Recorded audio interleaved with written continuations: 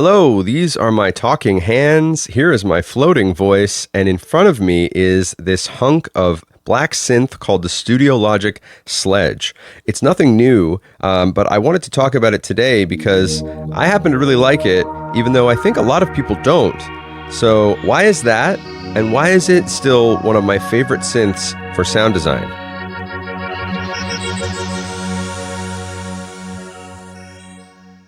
Disclaimer off the top, as usual, I'm just doing this for fun. I traded for this sledge. No one's asked me to make this video. In fact, I don't know if anyone even cares that I'm making this video because who likes the sledge but me? I guess we'll find out. So yeah, just doing this for fun because I really like this thing and thought it was an interesting topic, especially around the time of Superbooth. If you're watching the video when I put it out, it's Superbooth season, and that means we're all being inundated with a million new videos or press releases or articles on this new synth a million times over, or this update, or this teaser, or whatever. So I thought it might be nice to focus on something I already own as kind of like an anti-gas sentiment. I have this, I love it, I should pull it out more instead of watching videos on what the next new thing is. And maybe you've got a synth like that that's sitting on your shelf that just wants to be played, and while it watches you look up what that new Moog Messenger is, or whatever else has just come out. So maybe pull it down, play it, talk about it, like the sledge. And also, this won't be a tutorial per se. I'm mostly going to go through the features, what I like about it, what I think went wrong with it in terms of the reputation, and just kind of give some examples. But if you are interested in more of a tutorial on sound design on the Sledge or the feature set in general, let me know in the comments. I could always revisit this with more of a focus on a specific type of sound design. All that out of the way, let's say you're listening to me ramble and looking at the synth not knowing what it is. If you're unfamiliar with the Sledge, this version, the black version that I have in front of me here, came out around 10 years ago. I think I saw some articles suggesting maybe 2016 it was announced as a successor to the original Sledge. The original Sledge being a yellow synth with white keys, and this was then released in a black update and also a yellow update as well, version 2.0. And I believe at the time of release in Canada, this version was under $2,000, maybe 1,800 or 1,500, depending on where you were shopping or what deals you could get. Certainly a lot cheaper now on the secondhand market because, as I mentioned, the reputation is a bit mixed, which we'll get into why I think that is. Eagle-eyed viewers may have already noticed some interesting branding on the Sledge. Studiologic is the company who made this. They are still around, I believe. They still make some keyboards and controllers and things. But you see powered by Waldorf there, which is because the internal guts of the Sledge are basically a stripped down Waldorf Blofeld with certain features hidden or removed completely, while everything else is given kind of a knob per function layout. So that's pretty cool and gives you a bit of maybe a tease to what type of synth sound it is, or the complexity of sound design options. With that said, it is a 3 oscillator virtual analog digital synth, but oscillator 1 can do not just your standard subtractive synth waveforms, but also load a wavetable or load a sample for manipulation and mixing with the other oscillators. Oscillators 2 and 3 can do your subtractive synth waveforms as well as modulate each other, which is pretty cool. You also have 2 effects sections. You've got your modulation here and delay reverb there that can be used together. And then your filter with different types and an envelope, your amp envelope. You've got 2 LFOs, one of them synced per note. And then you also have your pitch mod wheel and aftertouch, which is linked to the mod wheel. There is a very rudimentary ARP that we may or may not get into, but you can see you've got a lot of options all laid out right in front of you.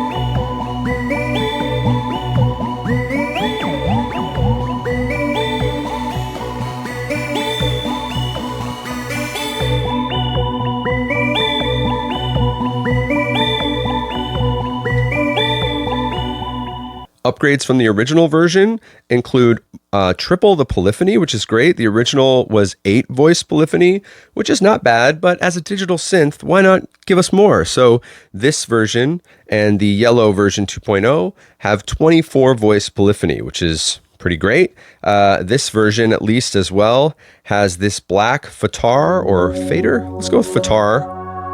Semi-weighted keybed, which is very lovely, very playable. It's got aftertouch, not polyphonic aftertouch, and it is tied to the mod wheel, which we'll get to, but it is still very useful for an expressive type of playing. So what do I like so much about the Sledge? I guess it's just hard not to play this thing. Whenever I have room to leave it sitting out in the middle of the floor, I can't help but turn it on and just start twiddling knobs, and I know in a couple seconds I'll be in some inspired sound design territory.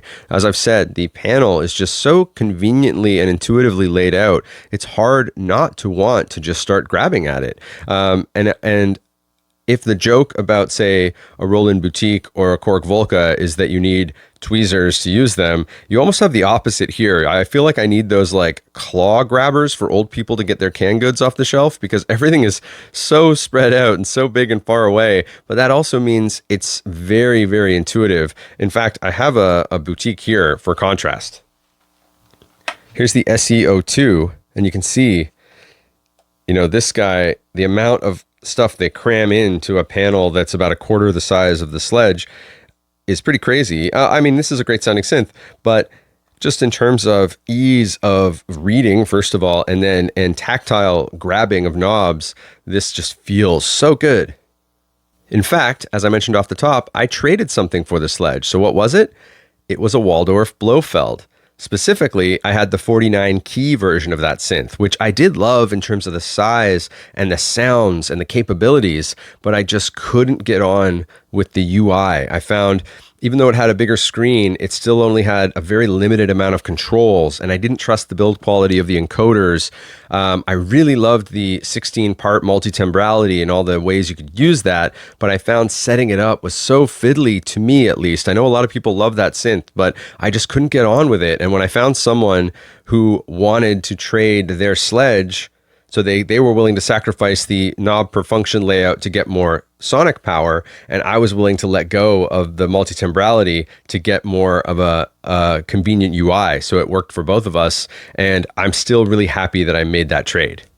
I've mentioned the keybed already, and honestly, I'm not the best player, so me giving you a demo of the semi-weighted keys is probably a waste of both our times, but it is, as someone who likes to do sound design and use this to back up other types of instrumentation, I do really like playing this keyboard. The main point, I think, though, is the versatility of the oscillators has really spoiled me. I mean, the idea that I have a patch here called Hidden Piano, because oscillator 1 is an acoustic piano patch or acoustic piano sample.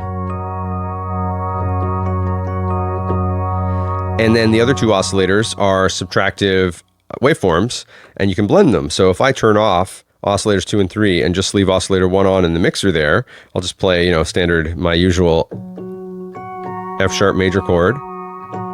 You can hear a bit of a kind of a warbly acoustic piano that's also going through some modulation and effects.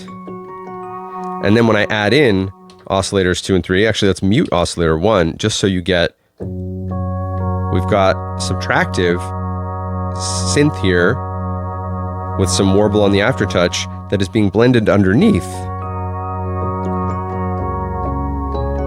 that acoustic piano sample. So, and you can do that with waveforms or other types of non-acoustic samples, whatever you want to load into the samples within reason. There's not a lot of sample memory here. I think it's like 64 megs or something very, very tiny, but it's enough for some interesting sound design options. I use a lot of cello samples and other things, mellotrons underneath other patches here because it's just so versatile. And it really spoiled me for other synths because I kind of expect now that everything is going to give me that option, that kind of variety. Like here's some mellotron, I think, with some subtractive synth layers. And yeah, now when I go to play a digital synth that doesn't have waveforms and samples and everything else, I think, well, what are we doing here? It's digital, just throw it all in there. I know it's not that simple, but the Sledge has kind of spoiled me in that regard. And finally, before I move on to some negatives about it or what I think went wrong with it, it's really easy to split and layer on this version. Version 1, I don't think had any split or layer capability, at least not to my knowledge. But if I want to say layer, let's take, this is a weird one, Space Shrooms. And then let's say I've got that flute patch. Let's say I want to layer the two. I simply hold a chord, choose the next patch, and now they're layered.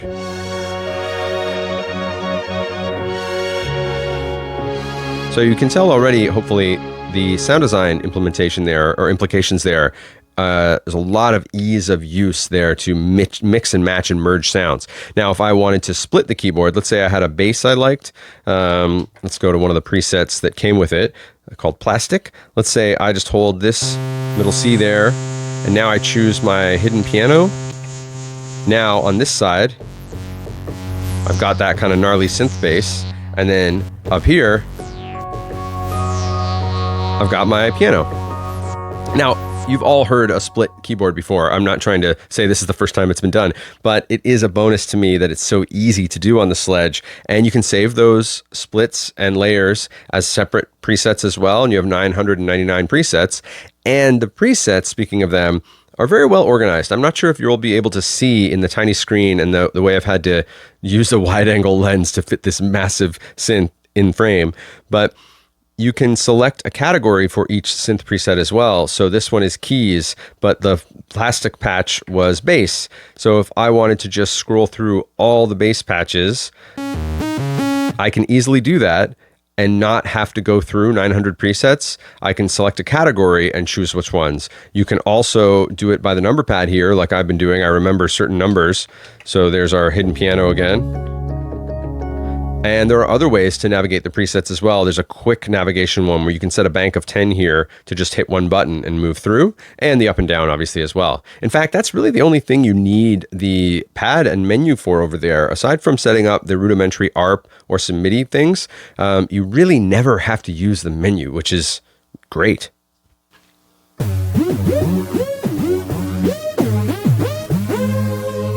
So what went wrong with the Sledge, or at least what do I think kind of led to its mixed reputation? At the time the original came out, which remember was a slightly pared down version of this, I believe you're kind of in the middle of an analog renaissance. I'm no synth historian, but you know, this would have come out at around a couple $1,000s. It's a virtual analog with 8-voice polyphony initially, right? And I think you're getting a lot of people that think, okay, well, why would I buy a digital synth right now? I want analog. As you know, the ebb and flow of when people want digital versus analog is long and storied. But and then version 2 gets the upgrade that includes sample playback and a better key bed and certain other things.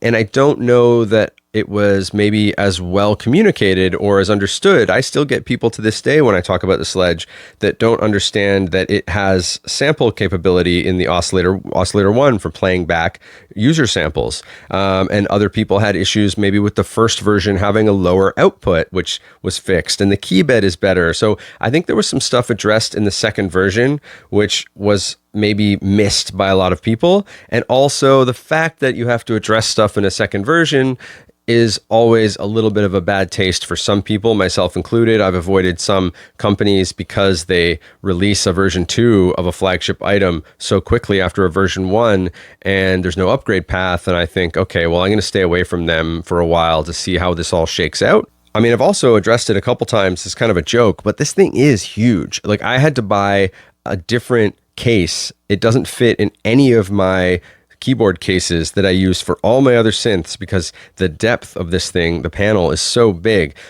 You could argue unnecessarily so because there is a lot of room. It is so spread out. Now, that's one of the things I have grown to love about it, but initially it did put me off a bit because when I was comparing it, say, to that Waldorf Blofeld or say a Nord Electro that I also had, they were almost half the depth, which was a bit of an intense difference. Now, it is also very light. It doesn't feel cheap, but it's not all metal. So the top here is plastic. So it is light. It doesn't feel as heavy as it looks, which is, I guess, good. But let's say you're seeing this in store, or you're measuring your space and it's massive. Maybe you couldn't really justify fitting it.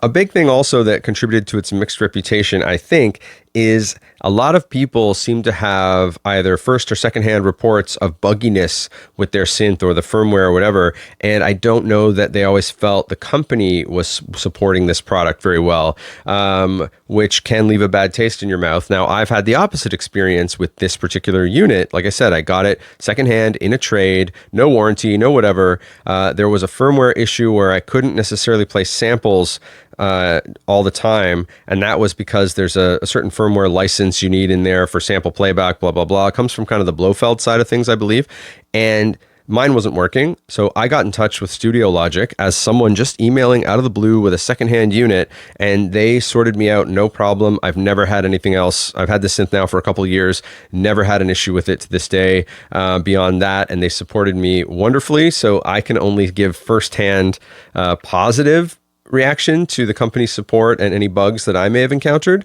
But every conversation I have, whether online or whatever, about the Sledge, several people will come out of the woodwork to say they would never touch one of these because they've either heard they were buggy or they had issues with one or blah, blah, blah. So it does kind of damage a synth rollout or reputation over time if you've got the initial reaction or impression being that it's kind of buggy.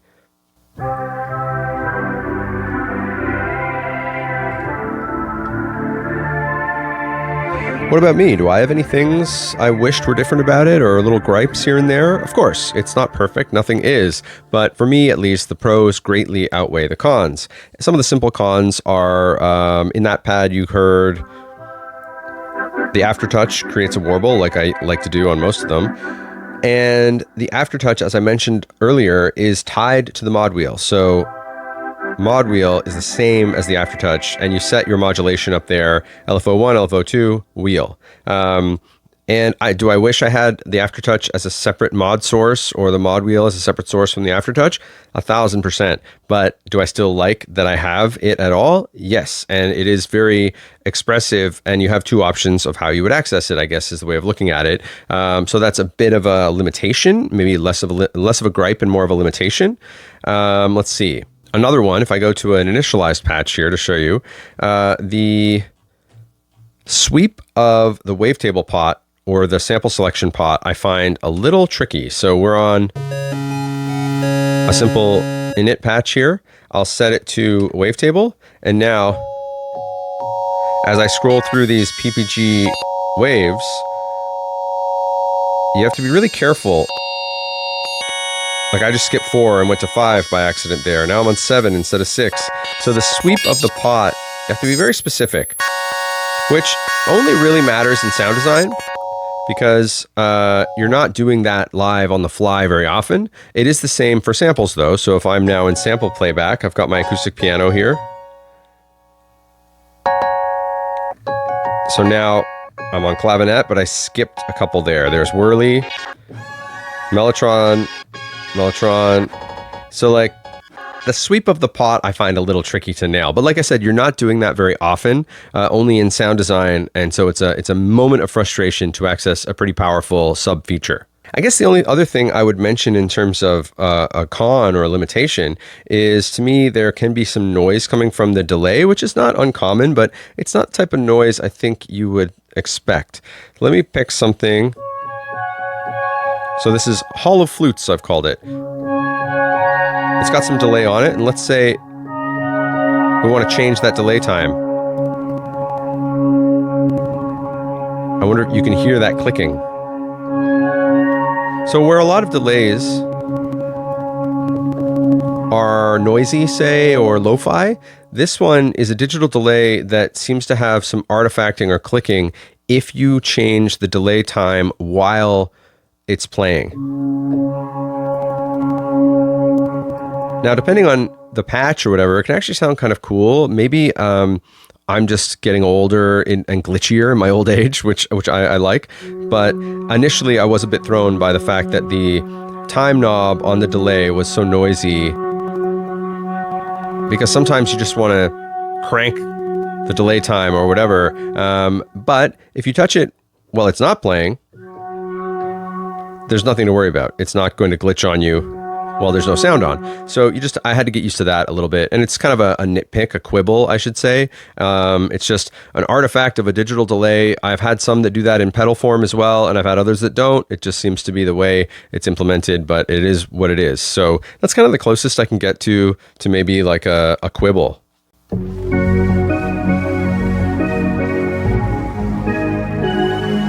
What about things I like that are kind of hidden or little weird tricks it can do beyond just standard sound design stuff we've already talked about? Because I'm not going to go through every feature like I've mentioned, but there are some things that I find pretty interesting. One of them being kind of silly, but I like the fact that you can set a release to never stop. So in this case, this patch is a layered patch of sort of a cello, synth, and a bit of a chime on top. So the cello sample will run out and the chime will stop, but if I crank the release, that synth is never going to stop now. It's almost like a hold, and there is a hold. You can have a foot pedal for hold or an expression pedal as well, and it works well, but if you don't want to, you can just turn that release knob all the way up. It will not stop until you turn it down again, which is kind of a fun thing, and I have used it in context of a live set. I actually did a live set for a 3-hour improv at an art gallery where I just used the Sledge with the Deluge, which was a lot of fun, and I took advantage of things like this never-ending release and resampled things or had it as an ambient pad underneath stuff like that. So little tricks like that I find fun. Let's see, what else can we do? Well, I mentioned some hidden MIDI features, and once people realized that the Sledge was based on a Waldorf Blofeld sound engine, they went through the MIDI implementation and found that there are certain extra things that you can't access on the panel, but you can via MIDI. And some of those are things like unison modes. There's no unison right on the panel here. You have multiple or single, so polyphonic and monophonic. But if you want unison, you can access that via a MIDI CC, which I'll put on the screen somewhere because I forget it off the top of my head. But I've then gone and saved a Sledge preset that just starts from a unison, say unison all. So it just stacks your oscillators, and that's going to be bare bones, not going to sound great, but that's a starting point from a unison patch. And now as long as I don't touch the mode switch there, it will be a unison monophonic patch that'll sound pretty deep and layered as a starting point for sound design.